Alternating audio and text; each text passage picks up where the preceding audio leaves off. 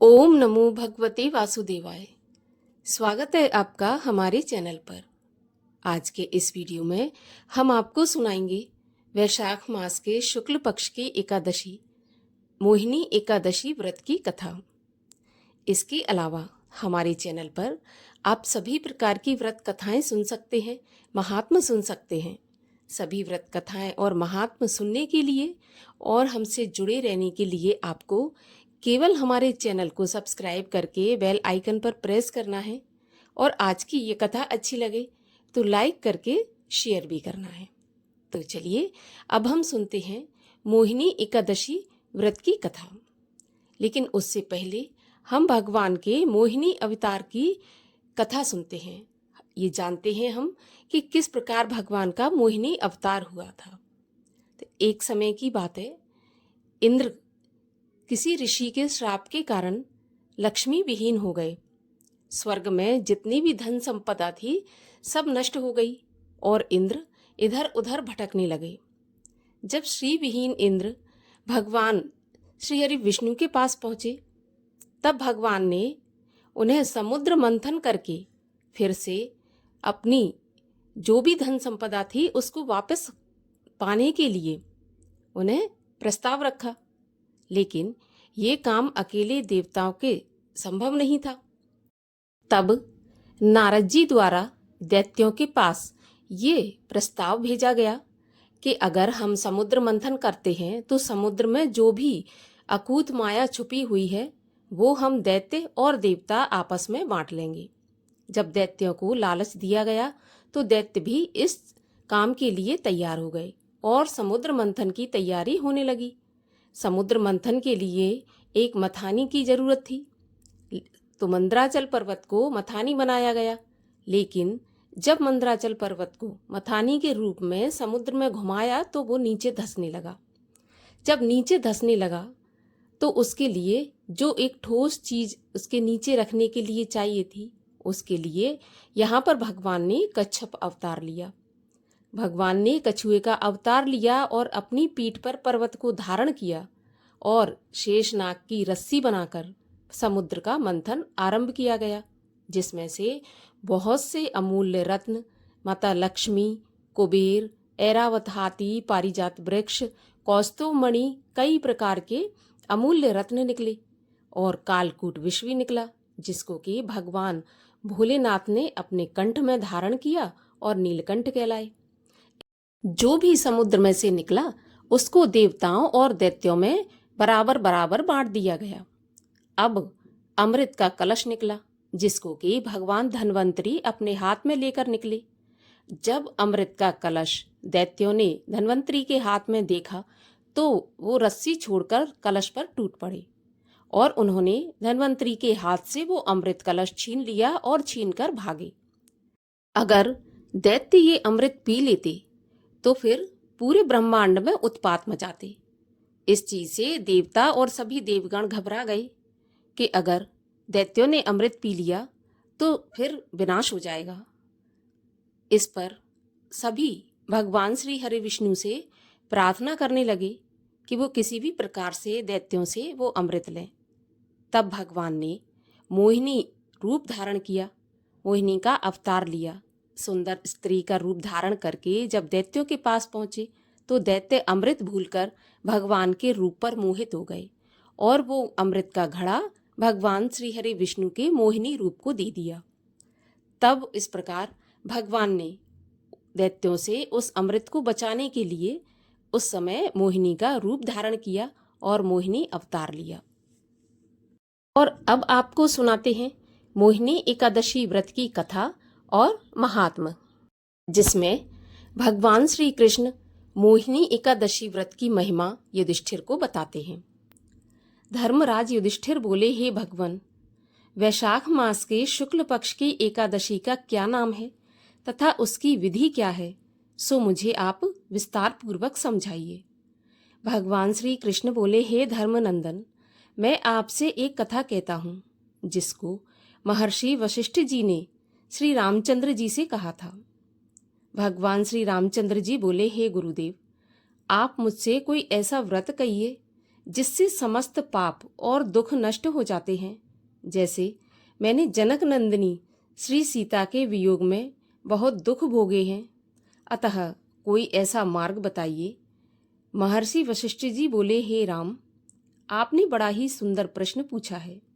आपके नाम के स्मरण मात्र से ही मनुष्य पवित्र हो जाता है, इसलिए आपका यह प्रश्न लोकहित में अवश्य काम का है। वैशाख मास के शुक्ल पक्ष में एकादशी का व्रत करने से मनुष्य के समस्त पाप और दुख नष्ट हो जाते हैं। उसके व्रत के प्रभाव से मनुष्य मोह जाल से छूट जाता है। अतः हे राम, इस एकादशी का व्रत दुखी मनुष्यों को तो अवश्य करना चाहिए। मोहिनी एकादशी के व्रत में मनुष्य के समस्त पाप नष्ट हो जाते हैं, अतः आप इसकी कथा को ध्यानपूर्वक सुनिए। सरस्वती नदी के किनारे भद्रावती नाम की नगरी थी, जिसमें सोमवंशीय धृतमान नाम का एक राजा राज्य करता था। उसी नगरी में धन धान्य से परिपूर्ण एक पुण्यवान वैश्य रहता था। उसका नाम धनपाल था। वह अत्यंत धर्मात्मा और विष्णु का परम भक्त था। उसने अनेक नगर में भोजनालय, प्याऊ, कुएं, तालाब, धर्मशाला आदि बनवाए। उसने सड़कों के किनारे आम, जामुन, नीम आदि के वृक्ष लगवाए। उस वैश्य के 5 पुत्र थे। उसका सबसे बड़ा पुत्र अत्यंत ही पापी था। वह वेश्याओं तथा गुंडों की संगत करता था। वह अपना समय जुआ खेलने में भी व्यतीत करता था। वह दूसरों की स्त्रियों के साथ भोग विलास करता था। वह बड़ा नीच प्रकृति का था और देवता व पितृगण आदि को नहीं मानता था। वह अपने पिता के धन को बुरे व्यसनों में खर्च किया करता था। मद्यपान तथा मांस का भक्षण किया करता था। इस पर उसके पिता, भाइयों तथा कुटुंबियों ने उसे घर से निकाल दिया और उसकी निंदा करने लगे। घर से निकलने के बाद वह अपने आभूषण तथा वस्त्रों को बेचकर गुजारा करने लगा। धन नष्ट हो जाने पर वेश्याओं तथा गुंडों ने भी उसका साथ छोड़ दिया। अब वह भूख और प्यास से दुखी रहने लगा। अब उसने चोरी करने का विचार किया और रात्रि में चोरी करने लगा। एक दिन वह चोरी करते हुए पकड़ा गया और राजा ने उसे जेल में बंद कर दिया। कारागार में राजा ने उसको बहुत दुख दिए और उससे नगर छोड़ने को कहा। अंत में वह दुखी होकर नगर छोड़कर चला गया और जंगल में पशु पक्षियों को मार मार कर खाने लगा। फिर वह बहेलिया बन गया और धनुष बाण से पशु पक्षियों को मार मार कर खाने लगा। एक दिन वह पापी भूख और प्यास से व्याकुल होकर खाने की खोज में निकल पड़ा और कौटिन्य ऋषि के आश्रम में जा पहुंचा। उस समय वैशाख का महीना था। कौटिन्य महर्षि गंगा स्नान करके आए थे। उनके भीगे हुए वस्त्रों के छींटे मात्र से इस पापी को कुछ सद्बुद्धि प्राप्त हुई। वह पापी मुनि के पास जाकर हाथ जोड़कर कहने लगा, हे मुनि, मैंने अपने जीवन में बहुत से पाप किए हैं। आप उन पापों से छूटने का कोई साधारण और बिना धन का उपाय बतलाइए। तब मुनि बोले कि तू ध्यान देकर सुन। तू वैशाख मास के शुक्ल पक्ष की एकादशी का व्रत कर। इस एकादशी का नाम है मोहिनी एकादशी। इसका व्रत करने से तेरे समस्त पाप नष्ट हो जाएंगे। मुनि के ऐसे वचनों को सुनकर वह बहुत खुश हुआ और मुनि की बताई हुई विधि के अनुसार उसने मोहिनी एकादशी का व्रत किया। हे राम, उस व्रत के प्रभाव से उसके समस्त पाप नष्ट हो गए और अंत में गरुड़ पर चढ़कर विष्णु लोक को गया। इस व्रत से मोह आदि भी नष्ट हो जाते हैं। संसार में इस व्रत से अन्य कोई श्रेष्ठ व्रत नहीं है।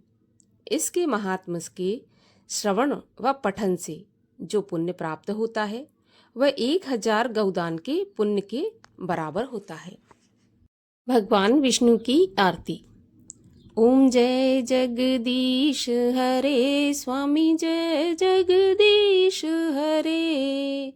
भक्त जनों के संकट क्षण में दूर करे, ओम जय जगदीश हरे। जो ध्यावे फल पावे, दुख बिन से मन का, सुख संपत्ति घर आवे, कष्ट मिटे तन का। ओम जय जगदीश हरे।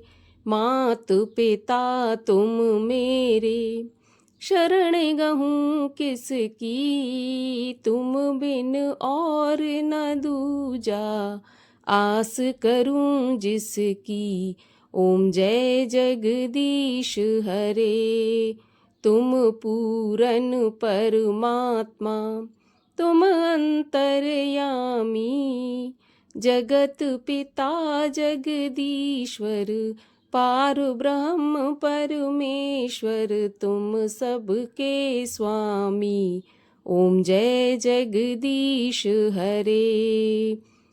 तुम करुणा के सागर, तुम पालन करता, मैं सेवक तुम स्वामी, कृपा करो भरता।